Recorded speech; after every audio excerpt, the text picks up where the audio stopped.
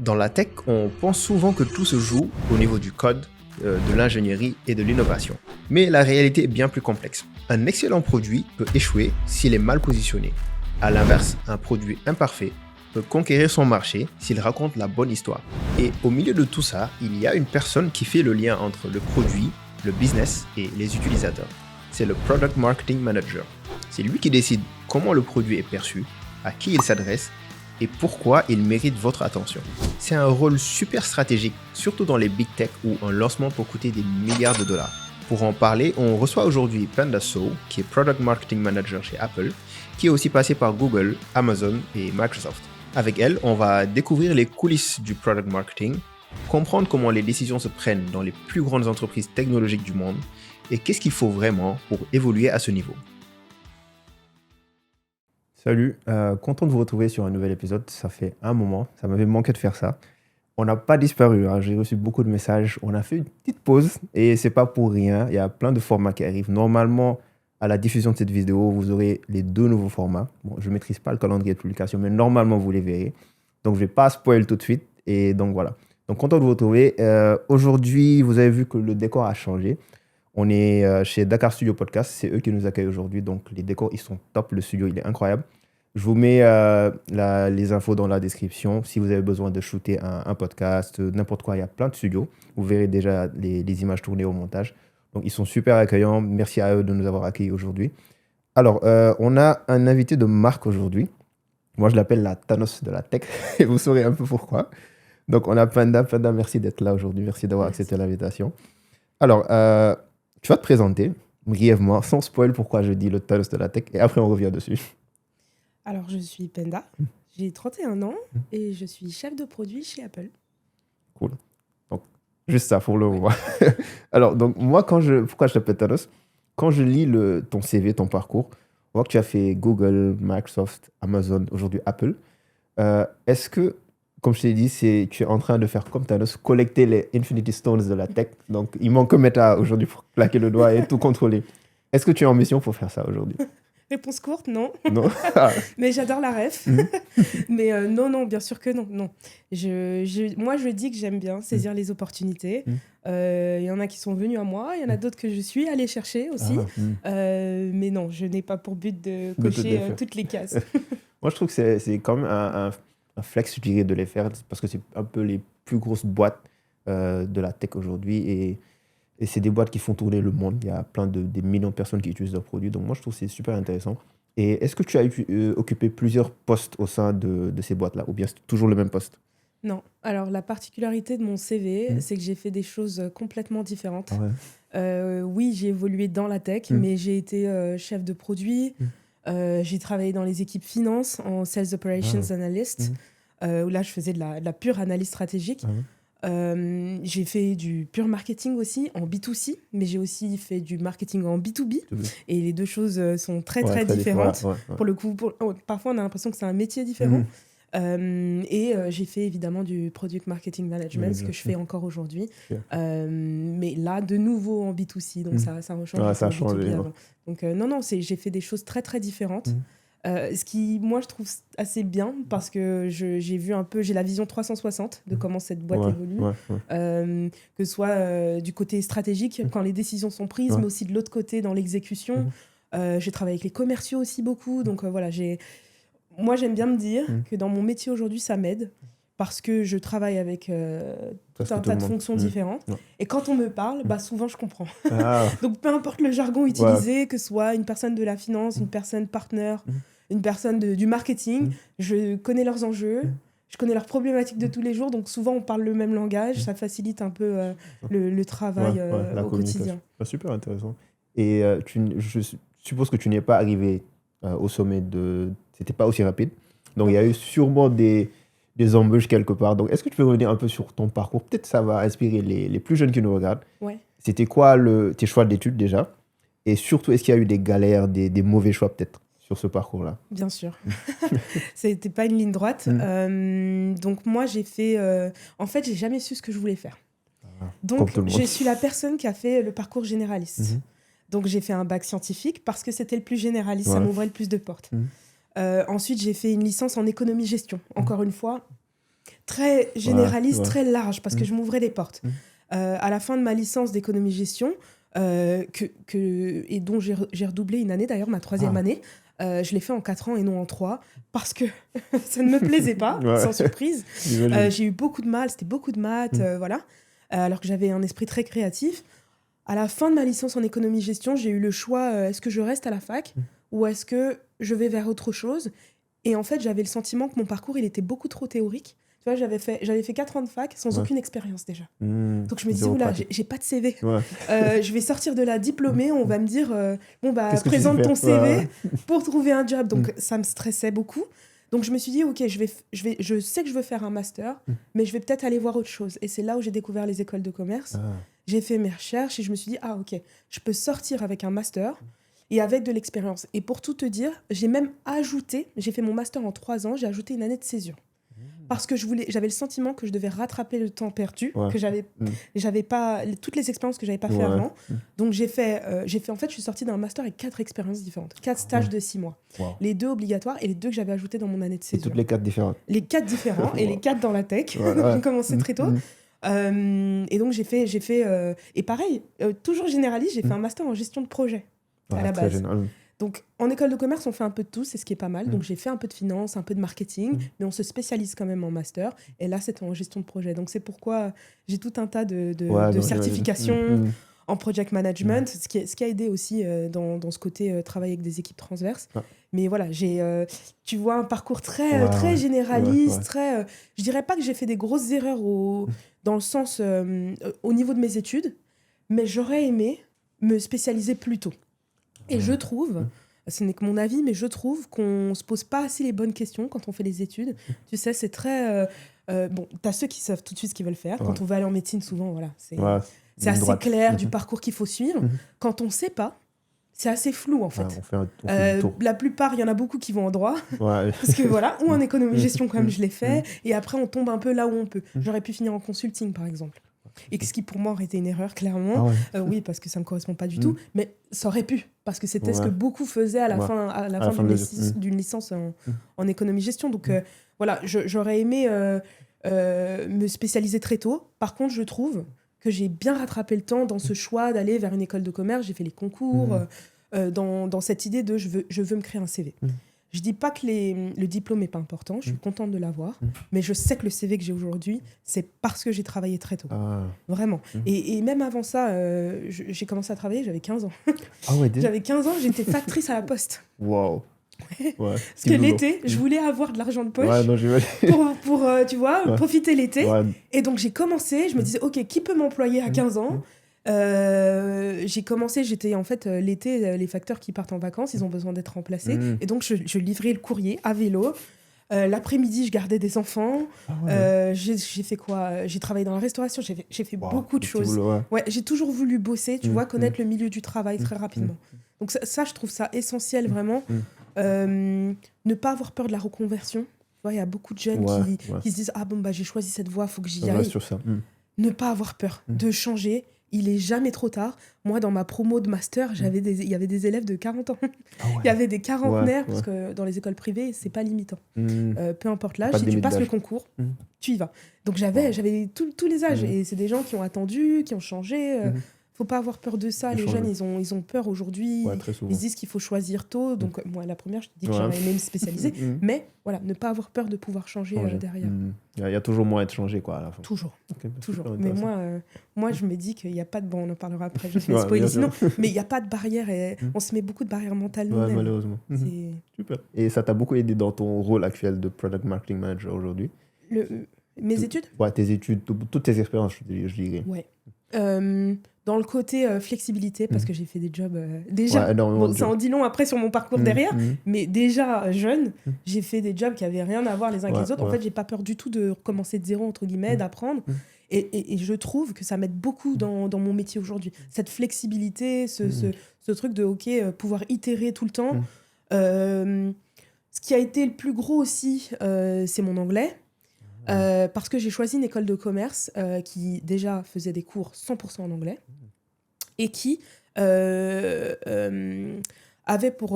qui mettait pour obligation de faire un échange à l'étranger au moins une fois tout au long de son master. Okay. Dans un pays anglophone. Dans un pays, pas forcément anglophone, mais forcément quand on est à l'étranger, on est amené à parler anglais, quoi qu'il en soit. Mais en fait, j'ai une école qui a des campus à l'étranger, qui est installée à l'étranger. Donc il y a moins de difficultés à passer un concours, à devoir être en compétition avec les autres. On a cette chance de toute façon avoir une place dans l'un des campus à l'étranger, en Afrique du Sud, au Brésil, donc moi j'étais aux États-Unis, en Chine aussi, donc voilà, ça c'est top. Donc voilà, aussi dans la recherche d'école de commerce, en fonction de ce que vous voulez faire derrière, cherchez ce que l'école propose, ce qu'elle a de différenciant par rapport aux autres, parce qu'il y en a beaucoup. Mais voilà, moi je cherchais vraiment l'anglais, et pour des GAFA, en tout cas pour les big tech, forcément, être un peu, d'être bilingue, ou en tout cas d'être capable de s'exprimer et de comprendre, c'est essentiel. Donc ça m'a beaucoup aidé forcément. Ouais, super. Et pour revenir sur ton rôle, moi je trouve que c'est un rôle assez pas très connu, ou mal compris, je dirais, le Product Marketing Manager. Souvent, on le confond au Product Manager. Donc, c'est quoi la différence, ou bien quelles sont les vraies responsabilités du Product Marketing Manager? Ouais. Surtout qu'il y a des boîtes qui appellent ça Product Manager, mais en fait, c'est du Product Marketing Manager, ou parfois, c'est Go-to-Market Manager. Et tout ça, c'est le même rôle. Mais bon, un Product Marketing Manager, il a pour responsabilité de simplifier un produit complexe, Big Tech, un produit complexe et de le transformer en une valeur concrète, claire pour l'utilisateur.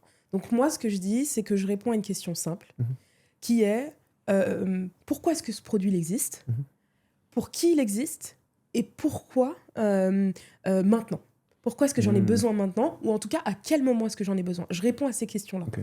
Donc, dans mes responsabilités, il y a une grosse part de Customer Insights. Il faut avoir cette obsession autour du customer, du client, de l'utilisateur. Qui il est, qu'est-ce qui l'intéresse, c'est quoi ses enjeux, ses challenges, pourquoi est-ce qu'il a besoin de tel ou tel produit. Donc, il y a ce truc-là, l'obsession produit, évidemment. Connaître le produit, l'utiliser, être un fan de tech un petit peu pour pouvoir en parler. Tu as tout ce côté positionnement et messaging, donc ça c'est ce que je te disais, ce côté simplification d'un produit qui à la base peut être complexe. Et tu as le go-to-market au sens propre, donc là piloter, orchestrer des lancements de produits. Donc par essence on construit des produits, on les fabrique, on veut les lancer correctement au bon moment avec les bons canaux. Et après, tu as tout le côté sales enablement, c'est propre au B2B. Pour ça que je te disais, moi j'ai fait du B2C et B2B, j'avais pas le même métier. Au B2B, Sales Enablement, j'avais une manager qui disait on délivre aux commerciaux, on leur déroule le tapis rouge. Ils font ce qu'ils veulent. C'est moi qui leur donne, ils font pas ce qu'ils veulent justement. Je leur déroule le tapis rouge pour qu'eux puissent exceller. Je leur donne le bon message, le bon targeting, quel client cibler, quel format cibler pour tel ou tel client, où les rencontrer, comment les rencontrer, leur faciliter tout ça, leur donner toutes les clés, en fait, le guide, pour eux, après, pouvoir exercer leur profession. Et c'est ça qu'on appelle Sales Enablement. Donc, et après, tu as toute une partie, et ça dépend des boîtes, mais toute une partie feedback, parce que forcément, nous, on a la connaissance du marché. Donc, pour moi, qui suis dans des big tech, les produits sont développés aux États-Unis, pas tout le temps, parfois en Europe, mais voilà, dans les équipes R&D. Et nous, qui sommes au marketing, on a un peu la connaissance du marché, et donc on peut faire remonter des feedbacks sur le produit, sur les features, sur... voilà, toi qui étais développeur, tu sais de quoi je parle. Souvent, ça revient après du field, du marché, pour pouvoir après améliorer, itérer, développer un peu mieux les produits.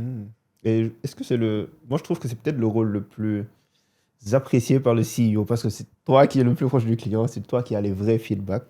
Et souvent, dans les équipes qui sont très structurées, dans les big tech, on a souvent des pôles product, des pôles design, engineering.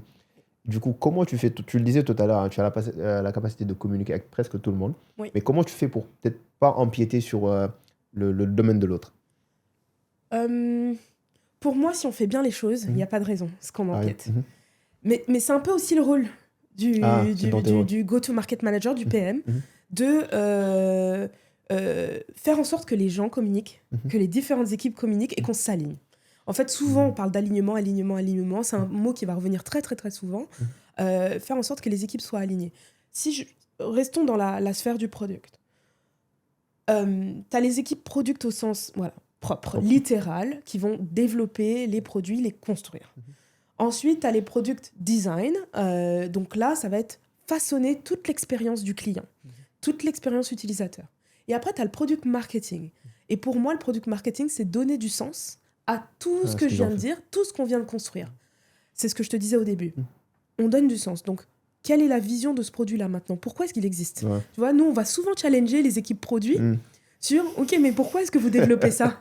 Parce que tu vois ce que je veux dire? Souvent, ils développent plein de choses, ils ont plein d'idées, ils sont hyper innovants. Ok, mais pourquoi? Est-ce qu'il y a une raison? Tu vois, nous, on va challenger le « why » et le « so what ?» Et du coup, qu'est-ce qu'il en est? Est-ce que vraiment ça change? Moi, ce qui m'est important, c'est que mon utilisateur, il a un produit qui répond à ses besoins. Est-ce qu'il y a un besoin? Est-ce que je crée un besoin? C'est possible aussi. Parfois, c'est pas un besoin existant. Est-ce que je vais créer un besoin? Est-ce que c'est utile? Est-ce que ça a du sens? Est-ce que je le présente aux bonnes personnes? Tu vois? Est-ce que ça a la bonne forme? Est-ce que ça a le bon message? Donc, tu vois, là, on n'empiète pas du tout. On n'a pas du tout le même job. On se complète, en fait. Ça vient d'où par exemple, une idée d'un nouveau produit? Souvent, ça vient de qui? Ça vient des product designers? Ça vient du CEO? C'est qui décide de ça? C'est une question trop...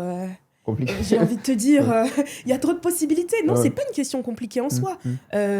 Moi qui suis au marketing, quand un produit, quand ça arrive, quand j'en entends parler, il est créé. Donc je ne fais pas partie en soi, en product marketing, du développement. Mais en soi, dans tous les échanges que tu as quotidiennement avec les équipes, évidemment qu'on les inspire. Donc ça peut venir d'un développeur, ça peut venir d'un UX qui peut voir un besoin, ça peut venir du CEO, ça peut venir... Et c'est ce que j'aime dans les big tech, c'est qu'on a une part de voix qui est hyper importante. On n'est pas limité à son scope. Tu as une idée, lance-la. On ne dit pas que ça va atteindre le marché. Il se passe beaucoup de choses entre-temps. Mais voilà, on a vraiment une part de voix qui est essentielle. Et écoute, moi j'ai envie de te dire, en tout cas c'est mon avis, une bonne idée, elle peut venir de n'importe qui. C'est super intéressant ça. Et dans ton rôle, qu'est-ce que tu trouves que, tout à l'heure on parlait de l'école, ton parcours, qu'est-ce que tu trouves que l'école peut-être ne t'a pas appris du product marketing, que tu as appris sur le terrain, forcément sur le tas? Ce que l'école m'a pas appris, alors on va dire ce qui a été le plus difficile pour moi et ce que j'avais pas, c'est ce côté influence. Mais ça, c'est propre aussi au job que je faisais. En fait, tu arrives au product marketing, tu travailles avec beaucoup d'équipes et tu dois les influencer en soi, dans une direction ou une autre. Parce que tout le monde a ses priorités. Parfois, les priorités ne collent pas du tout. Un commercial n'a pas les mêmes priorités que, je sais pas moi, un PR ou un marketeur. Et donc, c'est un peu notre job de faire en sorte que les personnes s'alignent. Sauf qu'en fait, on nous apprend pas ça à l'école. Quand t'es pas manager, t'es pas manager, t'as pas beaucoup d'influence, mais pourtant tu dois influencer les équipes et faire en sorte qu'on sorte, je sais pas moi, d'un meeting avec une décision, une direction qui est commune et qu'on avance dans la même direction. Et ça, c'est pas évident. Et ça, voilà, je vais être très honnête, au début, j'avais pas d'influence. J'essayais d'essayer de donner mon avis, de dire, bon, bah, je pense que ce serait plutôt comme ci ou comme ça. Et après, t'as des personnes qui ont plus d'expérience que d'autres, qui ont forcément plus de voix dans un call, mais voilà. Avec le temps, on l'apprend. Ça, on va dire, c'est ce que j'ai appris sur le tas. Et après, il y a tout ce côté qui est aussi propre au Big Tech, qui est la flexibilité, mais au sens poussé. Vraiment, il ne faut pas avoir peur de l'itération en Big Tech. Et peut-être que ce n'est pas propre au Big Tech, d'ailleurs. Ça doit être propre à beaucoup de startups aussi. Voilà, parce que on va dans une direction pendant des mois et il se passe quelque chose. On pivote complètement, on va à gauche, on change. Et si on est une personne qui est un peu trop attachée à ses idées, à une direction, à un guide, à une ligne directrice, et qu'on n'est pas qu'on a peur du changement et qu'on n'est pas prêt à shifter, c'est difficile. Et au début, et c'est pas inné, au début, c'était pas évident. Pour moi, en tout cas, ma personnalité... J'aime bien aller à fond, m'investir, passer des heures dans quelque chose. Donc, ça a été très difficile qu'on me dise « Ah non, mais ça, tu le mets de côté pour l'instant. On y reviendra, mais là, on a ça qui est prioritaire. » C'était difficile. Mais là, ça va maintenant. Avec le temps, on apprend à le faire. Et même, on le voit comme une bonne chose. On se dit « il y a quelque chose d'un peu plus, je sais pas, excitant. Là, il y a un truc qui est un peu plus... qui est dans le bon timing. On y va. Mais il faut être ouvert, hyper ouvert d'esprit là-dessus. Très agile, j'imagine. Très agile, oui. Et du coup, donc, quand on conçoit le produit, on le développe, etc., et ça arrive chez toi, donc au product marketing, c'est quoi? J'aimerais savoir les étapes pour lancer un nouveau produit. Donc, tu as un nouveau produit. Quelles sont les étapes que tu suis pour que ça aille vers le client? encore une fois, alors j'ai un métier créatif, ce qui signifie qu'il n'y a pas de règles. Pas du tout. Il y a pas. Ça dépend du produit. Ça dépend des produits, ça dépend des boîtes. Je ne lançais pas des produits de la même façon chez Microsoft ou chez Apple. Il y a la culture d'entreprise aussi à prendre en compte. Une boîte, elle a une façon de lancer des produits qui fonctionnent ou qui ne fonctionnent pas, peu importe. On essaye des choses aussi. Donc il n'y a pas de règles. Je ne peux pas te faire un step by step. Je peux te dire ce qui est important pour moi dans un lancement de produit. J'ai besoin de savoir pour qui je le lance.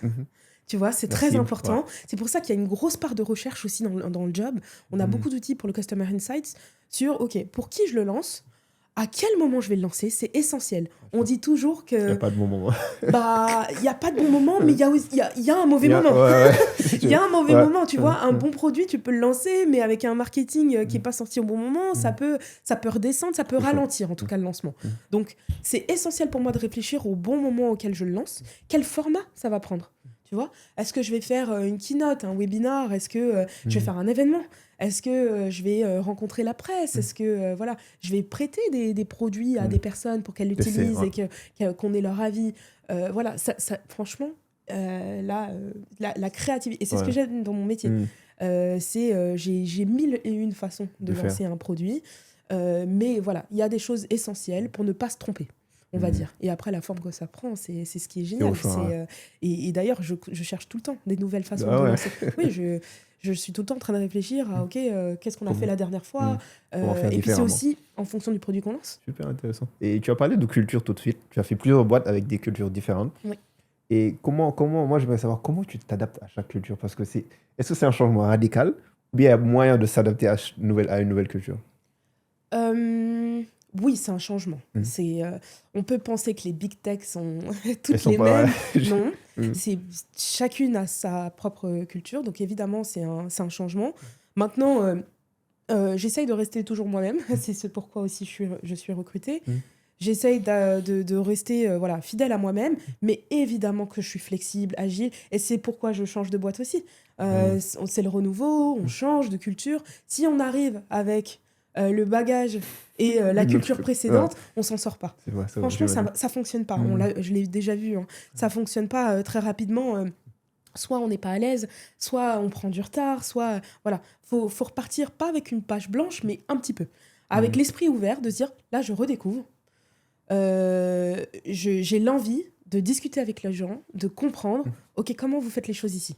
Tu vois, tu as des boîtes qui vont être très, très, très texte, qui vont aimer les écrits, qui vont aimer du contenu rédigé. Et tu as des boîtes qui vont être beaucoup plus visuelles, qui vont vouloir voir des images, slides, des slides, ça peut être des vidéos. Tu as des boîtes qui vont vouloir ni l'un ni l'autre, qui vont vouloir un meeting en face-to-face, on se parle, je te pitch l'idée, je te fais un dessin en live. Ça dépend. On ne peut pas venir avec la culture précédente, c'est pas possible. Tu pourras pas Maintenant, moi... Forcément, j'ai mes propres skills, mes façons de faire, la façon dont j'aime fonctionner, et ça, c'est ce que j'amène à chaque fois. Et évidemment, au fur et à mesure des expériences, j'apprends des choses, et c'est ce que j'apporte à chaque fois dans mon nouveau job. Et il y a un truc qui est très rattaché aux cultures des big tech, c'est les campus qui sont incroyables. C'est ce qu'on voit, et les perks. Ouais. Donc, est-ce que c'est un mythe ? Est-ce que les campus sont vraiment comme ça à l'intérieur ? Et au-delà de ça, est-ce que... il y a quelque chose d'autre qui aide à avancer plus sereinement dans l'environnement de travail, ou bien c'est la seule chose qui motive les gens à aller chez les big tech? Non, je pense que je connais la réponse à cette question. Ça se saurait si c'était que ça. Non, évidemment que non. Alors oui, je réponds à ta question. Oui, évidemment, les campus sont très très bien. Moi, j'adore, en tout cas, ça me plaît beaucoup. C'est vrai qu'on a beaucoup de chance à ce niveau-là. Ils investissent beaucoup dans la vie en entreprise. Ça, c'est vrai, c'est commun à toutes les big tech, mais non, évidemment que ce n'est pas le seul motivateur pour rester. Moi, ce que je dirais, c'est que ce qui est important, c'est les personnes avec lesquelles on travaille. On rencontre des gens qui sont brillants. C'est ce qui, moi, me fait rester dans ce milieu. C'est que je ne suis jamais lassée, en fait, des personnes avec lesquelles je travaille. Et la deuxième chose la plus importante, c'est la vision stratégique de l'entreprise. C'est là où on voit l'importance d'un leader, d'un management, d'une direction. La vision du leader, là où on veut aller, cette vision stratégique de OK, on va investir dans tel ou tel secteur, dans tel ou tel produit, c'est essentiel. c'est ce qui m'anime moi tous les jours, en plus parce que je suis chef de produit. Ouais. Donc forcément, selon la direction qu'une boîte va prendre, ça va donner envie de rester sur les projets qui sont menés. C'est ce qui garde les choses intéressantes. C'est super intéressant. Moi, je pense que ce qui m'aurait fasciné, c'est juste le fait de penser que j'ai un impact sur la vie de millions de personnes. Parce que souvent, c'est pas des petites boîtes, quoi. Ouais. Ça, c'est super intéressant. Et bon, ça, c'est la partie fun. Mais on entend souvent aussi qu'il y a une certaine pression, une certaine vision de l'excellence. Donc, est-ce qu'il y a toujours cette pression-là, toujours vouloir faire plus, ou bien c'est relativement stable? Ni l'un ni l'autre. Ah, c'est au milieu. Tu remarqueras dans mes réponses, je suis toujours... Ouais, non, mais j'imagine. Il n'y a pas une pression au sens on ne me crie pas dessus Okay. toute la journée, il n'y a Ouais. pas une pression agressive. Évidemment, il y a une certaine exigence. Il y a une exigence qui Dans est toutes là. les big tech. Bien sûr, on veut toujours faire mieux, Ouais.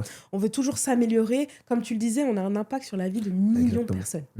personnes. Donc forcément, quand l'enjeu est aussi gros, on a l'envie de bien Tu dors faire. pas la nuit. Non, si, je dors la nuit. Évidemment que je dors la nuit. C'est une balance, en fait. Et c'est là où la culture d'entreprise est essentielle aussi.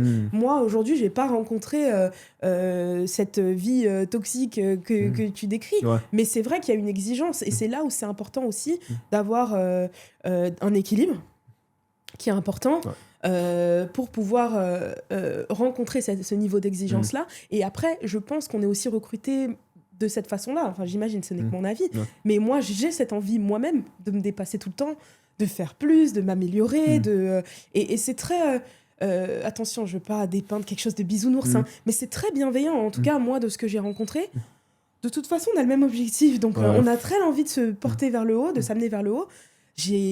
La plupart de mes amis se sont faits dans ces boîtes-là jusqu'à aujourd'hui. Parce qu'on s'aide, parce qu'on se rencontre dans ces milieux-là et on a l'envie de s'élever ensemble, de faire mieux.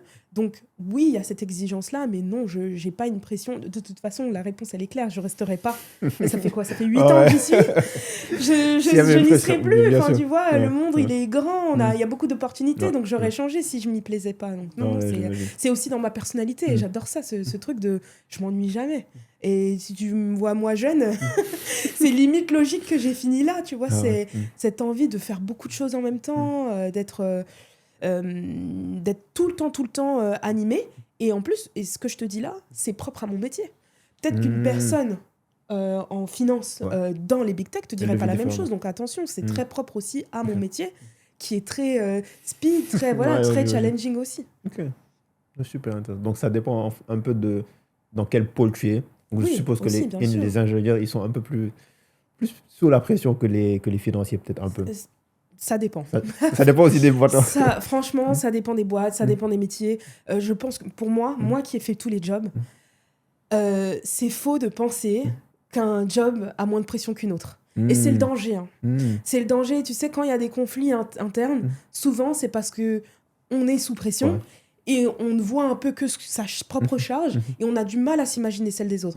Et dans ce monde-là, on se dit « Ah oui, mais lui... » il a moins de travail que moi, il a moins de pression. Mais moi, qui ai travaillé dans ce pôle finance, dans le pôle commercial, sales, au marketing, je peux te dire que chaque équipe a son niveau de pression, que chaque équipe a sa façon de le gérer et que chaque équipe a son propre timing aussi.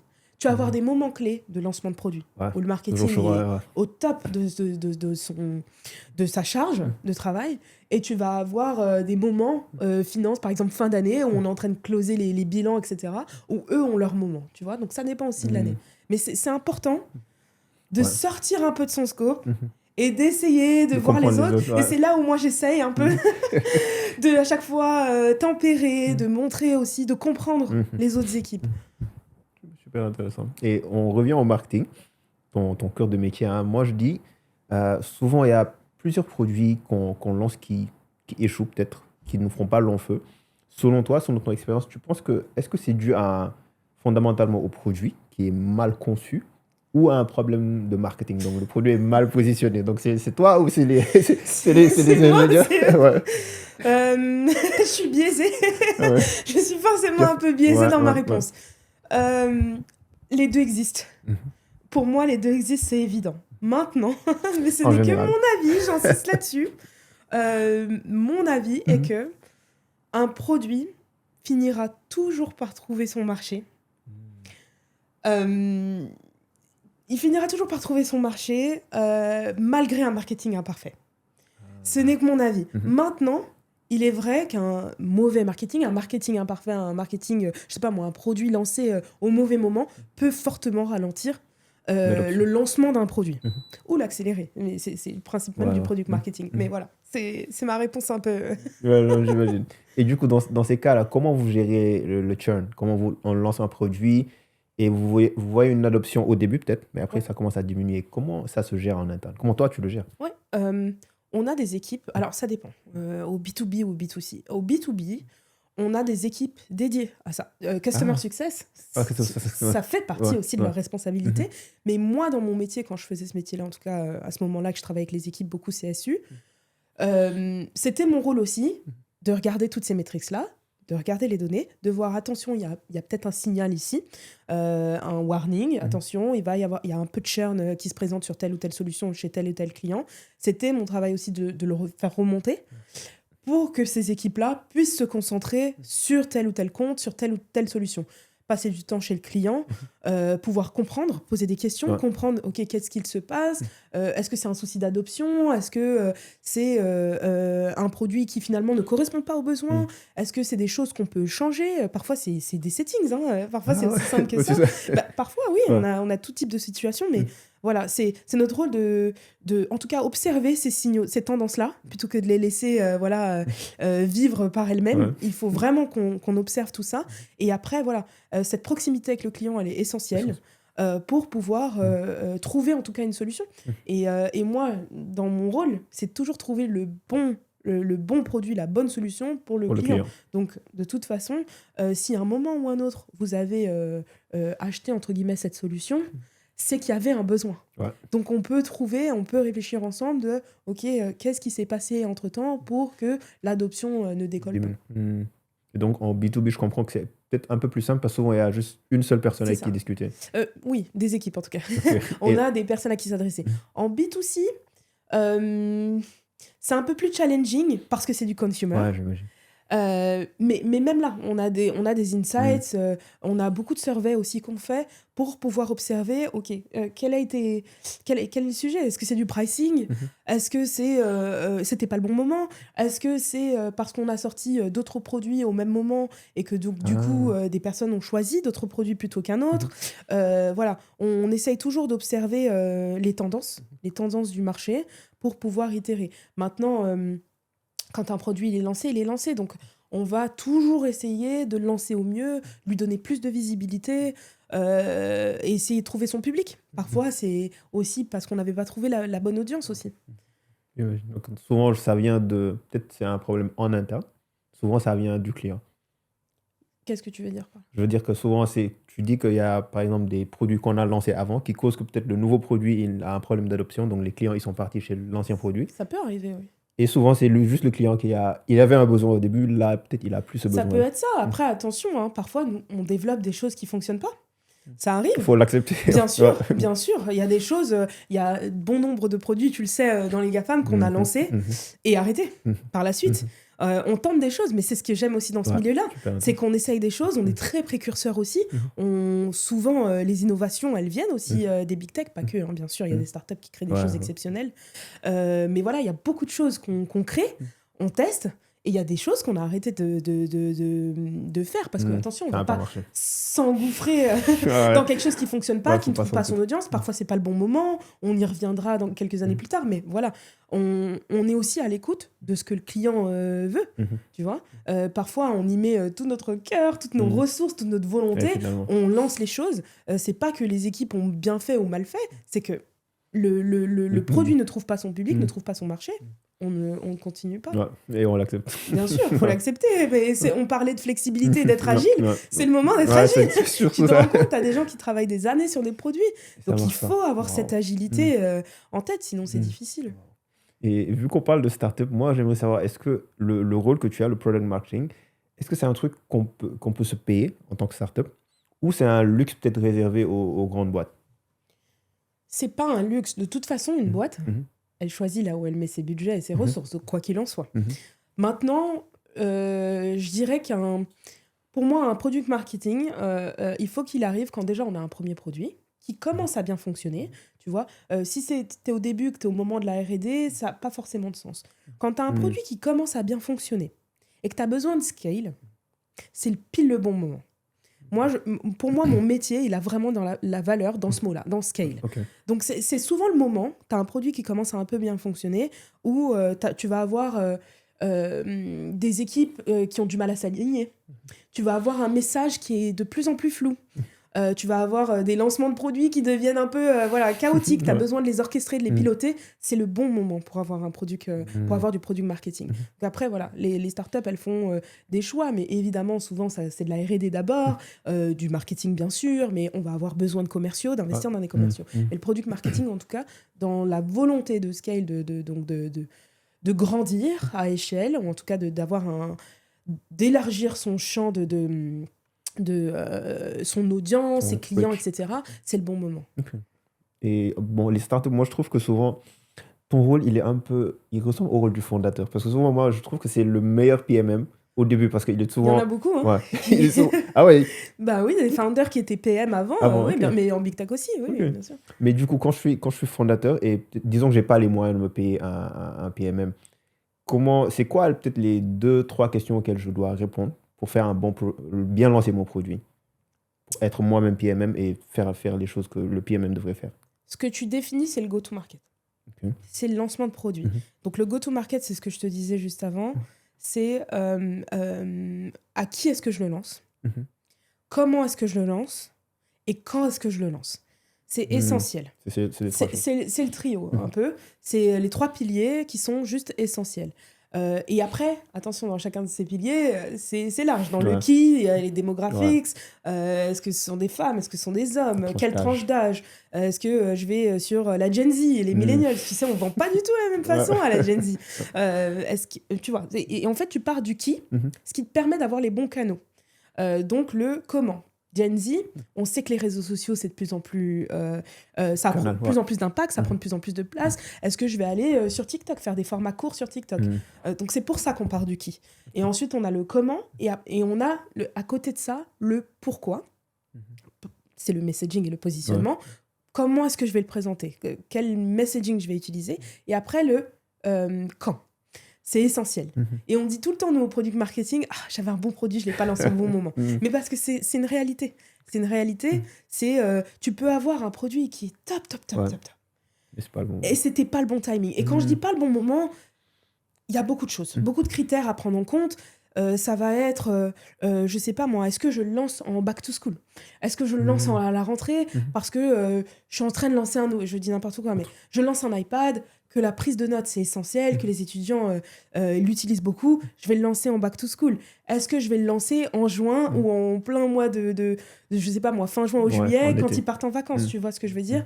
Donc il y a un timing, il y a les enjeux politiques, il y a beaucoup de choses qui rentrent en jeu de lancer un produit au bon moment, mais surtout à la bonne personne. À qui un produit ne correspond pas à tout le monde. Enfin, quoique. L'iPhone.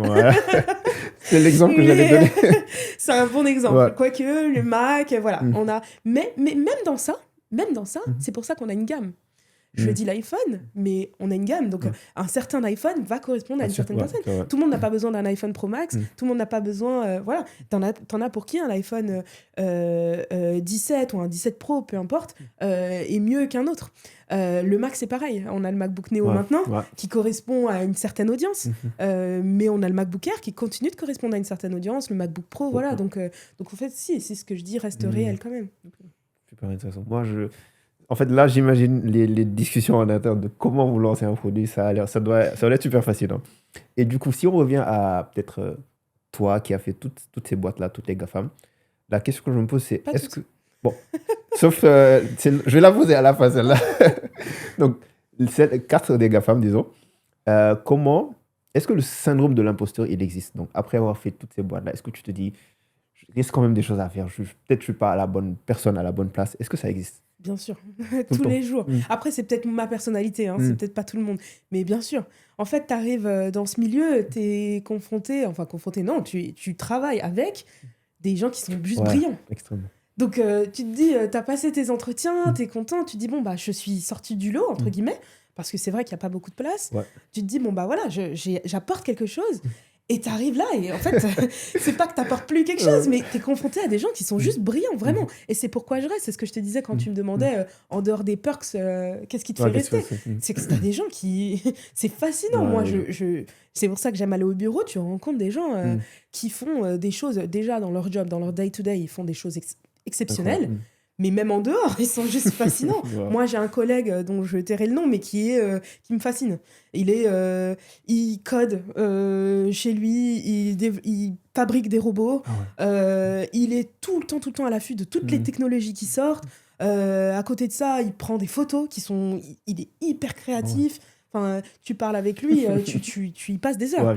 Tu vois, c'est le type de personne qui te démonte la machine et qui sait exactement ce qu'il y a dedans. Et pourtant, il est au marketing. Donc, tu vois, c'est pas juste les techos qui font du développement qui sont là-dedans. Et eux aussi sont fascinants, d'ailleurs. Ouais.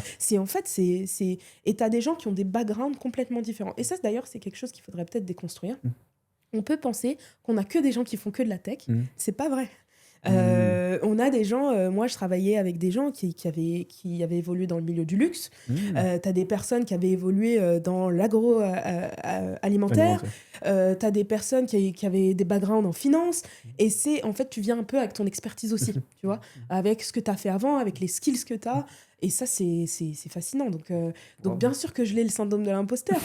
Mais après, j'imagine que les gens qui parlent avec moi, ils apprennent aussi des choses. J'ai mes petits hobbies aussi. Donc voilà, c'est quelque chose qu'il faut dépasser. Il ne faut pas se mettre une pression à ce niveau-là. Mais tu as l'envie, quand tu évolues avec ces gens-là, de faire toujours mieux, d'apprendre des choses. Tu te dis, moi, quand je leur parle, je dis, mais oui, j'ai envie de coder, moi aussi. tu as commencé mais oui, j'ai les bases maintenant. J'ai les bases. Mais oui, j'ai commencé à regarder ce qu'il y a derrière de l'IA. Tu vois, typiquement, on parle tous avec notre petit chat et tout ça, mais qu'est-ce qu'il y a derrière, tu vois ? C'est hyper intéressant et ça donne l'envie d'aller chercher plus loin et tout ça. Super. Et justement, parlons-en de l'IA. Est-ce que bon, ça a bouleversé plusieurs domaines, mais est-ce que ça a été un vrai shift dans ton domaine principalement ? Qu'est-ce que ça a changé selon toi, dans ta façon de travailler ? Alors, dans ma façon de travailler au quotidien, mon métier, il a cette particularité qui est que je parle beaucoup avec les gens. Tu vois, c'est ce que je te disais. J'essaie de faire en sorte qu'il y ait un certain alignement. Donc, de toute façon, ça, c'est pas de l'IA. Tu vois, cette relation humaine, les discussions qu'on a. Tu sais, tu as une discussion de 5 minutes. Tu pensais pas du tout partir avec ça, comme idée ou comme outcome de la discussion, et tu repars avec toute autre chose. Donc ça, c'est bouleverser mon métier au quotidien, forcément que non. Parce que dans mon day-to-day, de toute façon, le plus gros de mon métier, c'est de l'humain. Que ce soit quand je fais de la prise de parole en public ou en interne, de toute façon. Et du coup, pour terminer, moi, je demanderais, si je suis un jeune qui te regarde, qui a envie de faire les mêmes choses, peut-être aller dans les mêmes boîtes, qu'est-ce qu'il regarde ? Qu'est-ce que je dois faire peut-être dans mon CV, dans peut-être mes centres d'intérêt ? Qu'est-ce qui me différencierait un peu des autres candidats ? Parce que tu viens de dire, c'est ça. Tu vois, à la fin, tu as dit différencier. Il faut se différencier. Il y a beaucoup de candidats, et c'est pas propre au Big Tech, ça l'est encore plus peut-être, mais en fait, c'est le milieu du travail aujourd'hui. Si tu te différencies pas, c'est très difficile, c'est compliqué. Donc, se différencier d'une manière ou d'une autre. Moi, l'un de mes différenciants à l'époque, il y a 8 ans, c'est peut-être moins le cas aujourd'hui parce que les jeunes parlent bien anglais, mais moi, c'était ça. Je parlais plusieurs langues. Et donc, j'ai eu la volonté de parler, que mon anglais soit fluide, que j'ai pas d'accent, etc., pour me différencier. Donc, quand je faisais des entretiens, on me disait « Ah, mais t'es bilingue ?» Et donc, ils se projetaient déjà de « Oh, je vais la mettre sur un marché français et elle pourra parler en anglais. » Et c'est pour ça que chez Google, j'étais à Dublin. Parce que j'avais cette facilité de pouvoir shifter entre les deux langues très, très facilement. Et ça peut être ça peut être d'autres choses. Ma toute première expérience Microsoft, j'avais factrice sur le CV encore. Et on m'avait dit, mais en fait, on voulait juste te rencontrer déjà. Pour savoir comment est-ce que tu avais été factrice, pourquoi déjà, à quel moment, parce que c'est un peu insolite. Donc, il faut trouver un différenciant.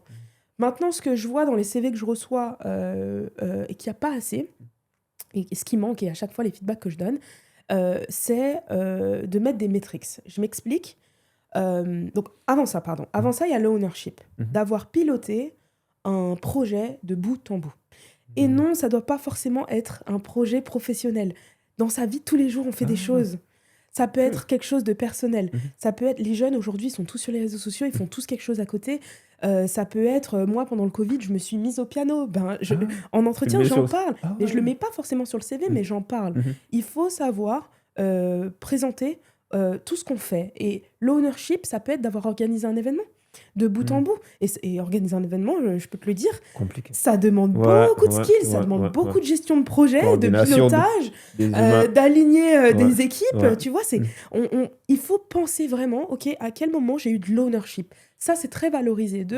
Au-delà de participer à quelque chose, attention, c'est important, hein, mais au-delà de ça, est-ce que toi, tu as owné quelque chose? Est-ce que tu as eu l'ownership de quelque chose?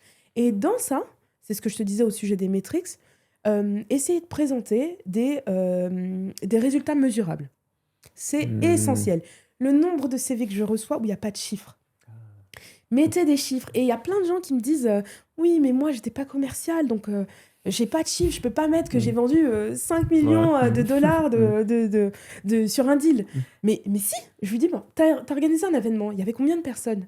Mais bien sûr, est-ce que tu as atteint ton objectif, je sais pas moi, de 100% d'attendees, de présents? Est-ce que quand tu as fait ton post Instagram, ou en tout cas sur les réseaux sociaux, peu importe le canal, est-ce que ton reach, il a atteint l'objectif que tu avais avant? Tu vois, tu vas te dire, ok, mais oui, mais il n'y a que 50 personnes qui l'ont vu. Mais si ton objectif, c'était 40, tu viens de over... Bah oui, mais si tu n'as pas mis des objectifs avant, tu peux pas le savoir. Et donc, il faut avoir des objectifs et des KPI dans tout ce qu'on entreprend, et il faut les mesurer. Et ça, c'est très valorisé parce que ça parle aux gens. Ok, tu me dis que tu as organisé quelque chose et que tu as accompli quelque chose, à quoi ça ressemblait? Tu vois, quand j'étais chef de produit, pas marketing, chef de produit, parce que je l'ai été aussi, pas en big tech, dans une boîte qui s'appelait Enablon, on travaillait sur des projets. Mais je mettais en avant le nombre de projets que j'avais développés. Je mettais en avant ce qu'on avait accompli aussi. Combien de plateformes avaient été parues. Tu vois, il y a toujours quelque chose de mesurable. Toujours, c'est essentiel. Donc ça différencie aussi beaucoup les CV, un peu, entre guillemets, pas vagues, j'aime pas dire ça, mais les CV un peu classiques, un peu trop généralistes, des CV hyper concrets. OK, là, je me projette avec toi. Je sais ce que tu as fait, je sais ce que tu as accompli. Au moins, je veux discuter avec toi pour après approfondir et voir ce que tu as fait. Ensuite, qu'est-ce que j'ajouterais? Non, il y a ce truc que moi, je dis tout le temps. Je dis, il faut jeter une bouteille à la mer, avoir un peu de culot. Je trouve qu'on se met trop de barrières nous-mêmes. Le nombre d'expériences que j'ai, où sur le papier, tu te dis, bah non, elle ira pas, elle peut pas y aller. Tu vois, Sales Operations Analyst, en soi, moi qui avais fait du marketing avant, dans les équipes finance, mais moi, je savais que j'avais une appétence pour les chiffres, je savais que je savais utiliser des tableurs, je me disais, non, je peux y aller. Et ça m'intéresse de voir ce côté-là du business, des chiffres et de comment est-ce qu'on fixe des objectifs, des KPI, des targets pour les sales, etc. Et je me suis dit, pourquoi pas? Et j'ai fait mon CV en fonction, j'ai mis en valeur ce que j'avais fait à ce niveau-là aussi. Donc, les jeunes qui écoutent, il faut y aller. En fonction de ce que vous voulez faire, je ne dis pas d'aller partout et n'importe où, je dis de se fixer des objectifs et de se dire, ok, pourquoi pas en fait. Je trouve qu'on se met trop de barrières nous-mêmes. Donc, je retiens ownership, donc faire des choses et les valoriser, oui. Savoir les mesurer et bien peut-être les présenter. Et se différencier de façon générale. Complètement. Ouais. Et dans l'ownership, c'est un truc, il faut le provoquer. Ça ne viendra pas à toi. Tu te mets en stage, y a beaucoup d'exécution, tu vois, et c'est bien. Tu es là pour apprendre. Donc, on te dit quoi faire et tu exécutes. Mais dans mon tout premier stage, j'ai demandé de l'ownership. Et très vite, j'étais en marketing et j'ai eu l'un des comptes que je gérais moi-même. C'était un retailer que j'avais de bout en bout parce qu'au bout de 3 mois, on a fait, l'entretien de mi-parcours. Et j'ai dit à ma manager, mais... je me sens à l'aise. Est-ce que je peux avoir... Donc, on avait plusieurs retailers, plusieurs comptes. Est-ce que je peux en avoir un? Donc, j'ai dit, OK, on ne va pas me donner le plus gros compte, hein, évidemment, mais celui-ci avec lequel je discute régulièrement, j'assiste au call, est-ce que je peux l'avoir pendant les 3 mois qui me restent? Donc, évidemment, elle chapeautait, elle m'aidait et tout ça. Mais est-ce que je peux être leur point de contact direct? Parce que dans ma tête, je me disais, dans mon CV, plus tard, quand je vais chercher mon premier CDI, il faut que j'ai eu mon premier compte. Tu vois, il faut... Donc, un stage, c'est essentiel. Et c'est pour ça que je te disais que j'ai ajouté une année de césure. il faut y aller. Et il faut pas se dire, oh, moi, c'est facile, je suis là 6 mois, j'exécute ce qu'on me dit. Allez chercher, allez-y au culot. Si vous voyez quelqu'un qui fait quelque chose et que vous dites, je peux le faire, Allez-y. demandez. Et certainement, cette personne, elle est débordée, elle a envie d'être aidée. Ouais. Tu vois, elle va peut-être pas te donner ton compte, mais elle va te dire, ok, bon, bah, je te fais confiance, je vais déléguer un peu, je vais te donner un peu plus de responsabilité, et crois-moi, derrière, tu seras content de pouvoir en parler plus tard. Moi, j'ai toujours ce truc-là de qu'est-ce que je vais pouvoir dire, qu'est-ce que je vais pouvoir vendre. En fait, on se vend en entretien. C'est la marketeuse qui parle. Là. Oui, oui, t'as vu. Ouais, super intéressant. Donc, en gros, oser. Ouais. Faut pas se fixer de barrières. Il faut. Il faut. Beaucoup pratiquer aussi. Énormément, ouais. Super intéressant. Bah, écoutez, c'était ça les conseils de Panda. Je sais pas si tu as un dernier mot peut-être pour l'audience qui nous regarde, les jeunes de façon générale. Qu'est-ce que tu aimerais leur dire? Alors, tout ce que je viens de te dire, de oser, je vois beaucoup de... Parce que du coup, je fais beaucoup de prises de parole en ce moment face aux jeunes. Et souvent, ce qui revient, c'est « Oh, mais c'est tard. La tech, beaucoup, ils sont pas dirigés vers la tech. Et ils ont peur et ils se disent j'ai pas de background tech. » Et j'en connais beaucoup qui, aujourd'hui, dont une qui est à l'école 42 aujourd'hui, et qui me disait « Oui, ouais, mais j'ai jamais fait de tech. » Et je lui ai envoyé toutes les certifications qui existaient aujourd'hui. Et les jeunes, ils sont très au courant sur les réseaux sociaux, moi au courant sur tout ce qui existe aujourd'hui pour se former. On peut pas me dire aujourd'hui qu'on peut pas se former. Il est jamais trop tard. Ce que je disais au tout début, le nombre de certifications qu'il y a aujourd'hui, gratuites en plus, il y en a beaucoup, beaucoup. En IA, en BA, en business analyst, en développement, pour les développeurs, en coding. Franchement, si on a l'envie, si ça intéresse, on a toujours la possibilité de se former. Et franchement, moi, j'ai rarement vu une boîte qui dit non, tu peux pas intégrer ce milieu parce que tu l'as pas fait dès le début. C'est pas vrai. Moi, j'ai pas commencé en tech. D'ailleurs, on a parlé des big tech, mais j'étais dans une start-up qui faisait du barter dans le luxe. Hyper niche. Wow. Hyper niche. Le barter, c'est du troc en anglais. C'est du troc dans le luxe. Donc, hyper niche. J'ai pas du tout commencé en tech. Donc, c'est la preuve qu'on peut toujours se former, toujours aller sur le chemin de la reconversion. Et encore plus en tech. Franchement, avec l'IA aujourd'hui, il n'y a pas de limite. On peut se former rapidement et on peut y aller. Vraiment. En plus, la tech, elle est large. Il y a beaucoup de sous-domaines. Et il y a tout à faire. Encore. Exactement. On a l'impression que ça va très vite, mais c'est un énorme chantier. Bien sûr. Et la dernière question, c'est est-ce que tu comptes faire Meta? Est-ce que tu veux faire Meta? C'est sur ça que tu veux finir? Non, j'ai pas... pour l'instant, en tout cas, pas du tout. Non, là, c'est récent que j'ai intégré Apple et j'ai vraiment l'envie de... J'y suis bien. Et je trouve ce que je fais hyper intéressant. C'est exceptionnel. J'évolue au milieu de gens brillants, c'est ce que je te disais. Et je suis absolument fan de nos produits, de mon iPhone, de mon Apple Watch. Et c'est passionnant. C'est passionnant ce que je fais. Donc non, j'ai l'envie de me développer, de m'installer chez Apple. Et Dieu sait ce que je ferai après. Super. En tout cas, c'est une très belle boîte et on te souhaite beaucoup de succès. Merci beaucoup. Et donc, c'était ça pour aujourd'hui. Merci de nous avoir suivis. Merci, Panda, d'avoir accepté l'invitation. Et on espère se revoir dans d'autres épisodes. Merci beaucoup. Super. Ciao.